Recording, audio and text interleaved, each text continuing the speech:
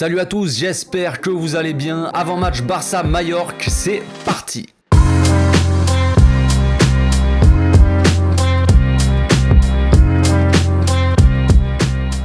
Au passage, n'hésitez pas à vous abonner, liker et commenter, c'est le meilleur moyen de me soutenir et ça fera plaisir à tonton. Le Barça est de retour après une semaine tranquille, la détente les gars, tranquillou, les joueurs ont eu 2 jours pour souffler, et se changer un peu les idées en début de semaine, ils ont repris l'entraînement mercredi tous ensemble, ils étaient bien, là ils étaient bien, un peu de repos là, hein, histoire de souffler un peu après toute cette merde, ça fait plaisir. Ansu Fati, Umtiti, Moussa Wagué se sont entraînés avec le groupe alors que Sergi Roberto lui, il s'est blessé. Eh oui, mon petit Sergi, qu'est-ce que tu fais Sergi, frère? Ça parlait de sa prolongation, machin, et là il se blesse encore, mais saison finie pour lui. Saison finie, c'est con, hein, c'est con, frérot, c'est un peu con. Bon, voilà, on ne te reverra pas, voilà, c'est comme ça. T'es pas plus mal, hein, à l'infirmerie, frère, t'es bien. Infirmière qui est là, t'es au chaud, t'es bien installé, là, hein, on est bien. Ah là là, ça fait plaisir quand même de payer un peu des joueurs comme ça pour qu'ils passent leur saison à l'infirmerie. Franchement, c'est cool, 12 millions pour ça, frère, moi, c'est quand tu veux, hein, c'est quand tu veux. Comme vous le savez, normalement, si tout se passe bien, aux dernières infos, Ansu Fati va refaire encore une fois son retour dans l'équipe. Quel plaisir les amis, quel plaisir. J'espère qu'il ne va pas se blesser quand même, parce que franchement, dans l'ambiance dans laquelle on est là, dans l'atmosphère, tout ça, on n'est pas dans un bon mood les gars. Donc j'espère qu'il n'y aura pas de problème, on croise les doigts, hein. Mais voilà, logiquement Ansu Fati devrait faire son retour et devrait avoir quelques minutes pour ce match-là, donc là ça va être un soir de fête, hein, normalement, espérons-le, hein, bien entendu. Xavi a aussi organisé un petit repas avec toute l'équipe et tout le club, un peu le membre du staff, tout ça, enfin il y avait un peu tout le monde, pour resserrer un peu les liens avant la fin de saison, là, je crois que c'est Xavi qui a organisé ça, hein, il me semble. Petit barbecue, je sais pas quoi, là, ça mangeait des petites pâtes, du riz, de la salade, c'est fait plaisir, franchement, c'était cool. Donc, comme vous le savez, il reste 5 matchs seulement, donc 5 finales. On a grillé notre joker contre le Rayo Vallecano, maintenant il va falloir enchaîner les gars, tout simplement. Majorque reste abordable, hein, mais il y a encore un match contre le Betis, le Celta, Villarreal, tout ça qui seront un peu plus compliqués à gérer. Pendant ce temps-là, Koeman continue à se ridiculiser un peu dans les médias, hein, à parler sur l'équipe. D'après lui, ça ne servait à rien de changer de coach. Il a rappelé que quand il est parti, il a laissé le club à 8 points du Real, alors que maintenant, on a le double, 2 points. Frère, il a oublié de préciser un peu aussi la place au classement, je crois. Quand t'es parti, frérot, on était 9ème. Là, on est 2ème. Qu'est-ce que t'as pas compris dans le calcul? Pauvre Ronald. Franchement, pauvre Ronald, hein, il me fatigue. Moi, j'ai beaucoup de respect pour toi, frérot, en tant que joueur. Par contre, arrête de parler maintenant, parce que déjà de 1, tu te ridiculises, mon pauvre gamin, mais en plus de ça, tu es en train de perdre le peu de respect que certains supporters avaient pour toi. Passe à autre chose, frérot, laisse-nous tranquille, on a assez de problèmes comme ça à gérer, viens pas la ramener, frère, surtout pour dire des conneries. Reste en retraite, frère, fais-toi plaisir. Tu vas bientôt réentraîner en plus la sélection des Pays-Bas, tout ça, frère, c'est bon, passe à autre chose, arrête tes bêtises. Enfin bref, la dernière fois qu'on s'est laissé les gars, on parlait un peu du match contre le Rayo. Xavi avait décidé de ne pas faire tourner et je ne l'avais pas compris à ce choix-là. On a bien vu que l'équipe était cramée très rapidement et on n'a pas su remonter au score. On n'avait pas la fraîcheur physique pour le faire en tout cas. Ce match laissera peut-être des traces chez certains joueurs. Je pense déjà à Frenkie qui avait l'air énervé en sortant. Voilà, il y a des rumeurs qui sont sorties comme quoi il comprenait pas pourquoi Xavi le sortait toujours en premier, tout ça. Je sais pas si ces rumeurs sont vraies. Moi j'aurais dit plutôt que qu'il était peut-être énervé contre lui-même. Frenkie c'est quelqu'un de très exigeant envers lui-même. Il analyse beaucoup ses matchs pour chercher un peu où est le problème, les erreurs qu'il a faites et tout ça. Il cherche tout le temps à s'améliorer le gars. Donc moi en voyant sa réaction, je me suis dit dans un premier temps qu'il devait être énervé contre lui en fait, parce que tout le match déjà il a fait un mauvais match, il a pas réussi à vraiment s'en sortir du marquage. À chaque fois il y a eu énormément de fautes sur lui. Comme vous le savez, l'arbitrage il est plutôt sympa en ce moment, donc voilà. Donc il y avait énormément de fautes sur lui, tout ça, non sifflé, voilà, il en avait marre. Déjà il était très énervé pendant le match. Donc voilà, après il est sorti et je pense que c'est un peu la réaction de tout ça. Après je ne sais pas, hein, je suis pas là dans la tête des joueurs, mais moi c'est ce qui me semblait là comme ça à première vue, c'est qu'il était énervé contre lui, même pas contre Xavi, mais bon après on ne sait pas. En tout cas si c'est pas le cas, si s'il était vraiment énervé contre Xavi, je ne comprends pas pourquoi, parce que sur ce match, frère, tu méritais de sortir. Tu n'étais pas au niveau, c'est pas grave, c'est comme ça.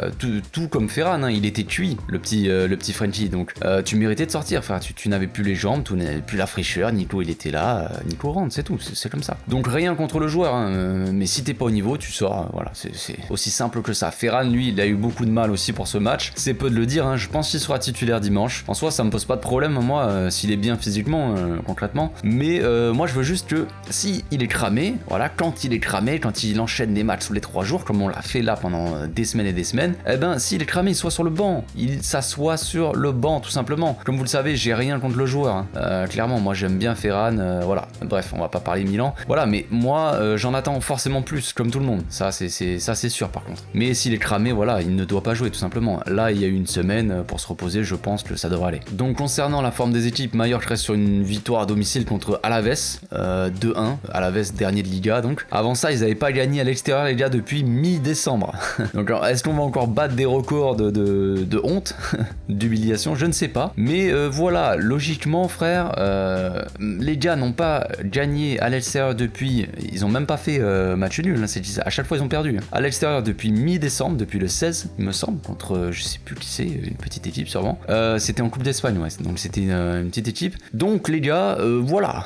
Voilà, on devrait gagner, logiquement. Mais bon, comme vous le savez, on est loin d'être à l'abri. Oui, on joue à la maison. Oui, on est deuxième. Oui, Mallorca est 16e au classement. Mais on vient de perdre 3 matchs d'affilée à domicile. Et c'est clairement pas la joie, surtout vu les équipes contre qui on a perdu. Donc voilà, espérons qu'il y a un peu de supporters aussi pendant le match. Ça serait cool, les gars, ça serait cool. Je vous le dis à vous, mais de toute façon, vous y pouvez pas grand chose. Mais ça serait cool que les supporters soient là aussi. Soit un stade un peu rempli, même si Barça-Mallorca, voilà, un dimanche soir, peut-être que les gens seront pas motivés. Ok, mais voilà, je ne comprends pas, mais c'est possible, c'est possible. Voilà, donc faudra prendre ce match au sérieux encore une fois. Il nous reste que la Liga à jouer, hein, vous le savez, c'est pas une surprise. Donc faudra mettre les meilleurs joueurs possibles, en espérant que cette semaine a pu faire du bien aux joueurs, comme je l'ai dit. Donc on va passer à la composition d'équipe. Je partirai en 4-3-3 avec Ter Stegen au cage, Daniel Alves et Jordi Alba sur les côtés. Dest est blessé, comme vous le savez, donc il reste plus que Dani en arrière droit, ou alors Araujo, mais non, moi je ne suis pas fan de Araujo en arrière droit. Donc voilà, Jordi était un peu fatigué ces derniers temps, mais je pense qu'il sera bien pour ce match, logiquement. De toute façon, on n'a pas le choix à ce poste-là, on n'a personne d'autre à part peut-être Baldé, mais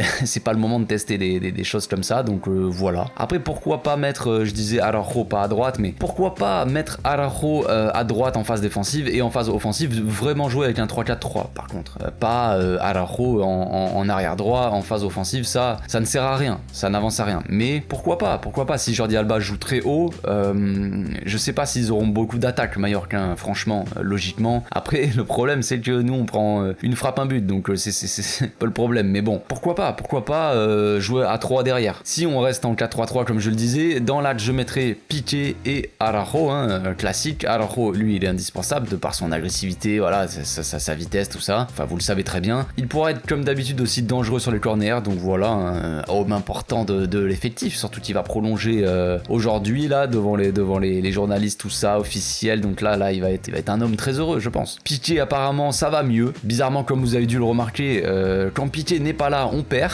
et quand il est là, on gagne. Il avait fait son retour là avec un match très compliqué contre la Sociedad, mais on a gagné ce match. Je ne sais pas, voilà, est-ce que c'est un porte-bonheur, je ne sais, non, vu le début de saison, c'est pas forcément un porte-bonheur, mais en tout cas, ces derniers matchs, il est important dans l'équipe, il est important. Donc voilà, s'il est en forme, moi, je le mettrai. Busquets en 6, classique, hein, pas besoin de parler Milan là-dessus. Il a beaucoup enchaîné ces derniers temps, ok, comme Jordi, comme beaucoup d'autres joueurs d'ailleurs, mais comme vous le savez, Busquets, il est inquestionnable, fondamental. Donc voilà, pas d'autre choix en 6 pour le moment, en tout cas. Pour l'accompagner, je mettrai Xavi et Frenkie. Xavi apporte beaucoup par son activité. Dans le dernier match, vous l'avez vu, il avait été très bon, franchement très bon. Il avait provoqué 1 ou 2 pénaltys non sifflés, classique, et il avait fait une frappe aussi sur la barre, dommage, franchement dommage. Donc ça aurait été mérité qu'il marque son petit but, il avait fait un bon match. Frenkie, lui, sort d'un match très mitigé, comme j'ai dit, avec une petite polémique à sa sortie, tout ça. Moi, j'ai hésité un peu entre Nico et Frenkie, mais je mettrai quand même Frenkie, déjà pour lui laisser un peu la chance de se rattraper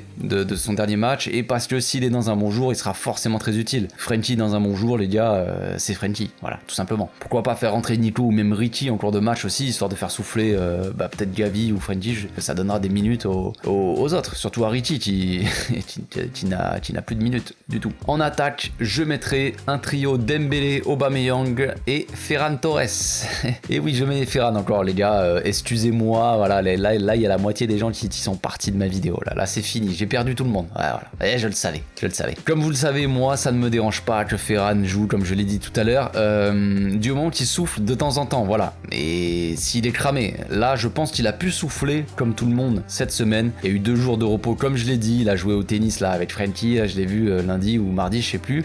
Voilà, donc il s'est changé les idées, il a soufflé aussi, voilà. À voir. Moi, je pense que s'il est en forme, il peut être important et intéressant dans le jeu. C'est tout. Pourquoi pas le faire souffler aussi en cours de match pour pas abuser un peu et pas trop tirer sur la corde, comme on dit. À voir. Aubameyang, lui, reste notre meilleur buteur, je crois, ou en tout cas, maintenant, sur ce dernier match, c'est lui le meilleur buteur, hein, largement. Il sera important, en espérant que Maillard joue pas trop bas non plus, parce que, comme on le sait, dos au but, Aubameyang, bah, c'est loin d'être son point fort, il sert quasiment à rien, lui, il est intéressant dans les courses, dans les contre-attaques aussi, voilà, même un peu en renard des surfaces, sur quelques centres et tout ça, mais s'il y a 40 défenseurs dans la surface, ça va être très compliqué pour lui. Dembélé, lui, c'est l'homme en forme, en attaque là, depuis des semaines, vous le savez. Il y a eu un rendez-vous d'ailleurs entre son agent là et le club cette semaine qui s'est plutôt bien passé apparemment. Ils sont encore très loin d'un accord, mais les deux camps veulent faire des efforts apparemment. Et voilà, ils commencent à se rapprocher un peu au niveau des tarifs, des trucs et tout. Ça serait plutôt en bonne voie, disons. Voilà. Après, rien de fait, mais voilà. Donc Dembélé lui voudrait vraiment continuer ici la saison prochaine. Il est motivé, voilà. Il aime bien Xavi, il aime bien le fait qu'il y ait Aubameyang. Voilà, tu vois qu'il est un peu plus motivé, qu'il s'entend avec beaucoup de monde, que voilà, il est plus proche du vestiaire, on le sent un peu plus heureux, tout ça. Donc il est plus impliqué en ce moment et ça se voit sur le terrain, ça se ressent direct. Donc il y a que du bon, comme on dit. Maintenant, faut qu'il arrête de faire ces vieilles frappes qui passent à 15 mètres au-dessus, parce que voilà, j'arrive pas à comprendre comment c'est possible, les gars. Avec toutes les qualités qu'il a, le gars, il se démerde pour faire des frappes à 40 mètres au-dessus des cages. C'est un grand mystère. C'est un grand mystère. Mais bon, espérons qu'il ait réglé la mire, comme on dit. Donc voilà, pour ce match, moi évidemment, je n'attends qu'une victoire, hein. Victoire absolument, les gars, il faut absolument gagner ce match pour rester devant Séville, absolument, gagner tout simplement, pas d'autre choix les gars, pas d'autre choix. On sait qu'il y aura des matchs compliqués pour tous les concurrents aussi, je crois qu'il y a des matchs Atlético Real et tout, enfin je sais plus exactement, mais il y a des matchs quand même assez serrés dans ces dernières journées, pour tout le monde, donc voilà. Espérons qu'une victoire reboostera un peu l'équipe et nous aidera psychologiquement pour cette fin de saison aussi, ça serait cool. Espérons aussi que le retour de Ansu Fati se passe bien, que ça rebooste un peu l'équipe mentalement, tu vois, qu'il y a un peu de joie, tout ça, une belle victoire, un but de en dessous, frère, et là ça repart direct, frère, et pourquoi pas faire une belle fin de saison, j'espère en tout cas. Voilà, c'est tout pour aujourd'hui, j'espère que ma vidéo vous a plu les gars, on se retrouve bientôt pour le débrief, d'ici là, passez une très bonne journée, portez-vous bien, ciao.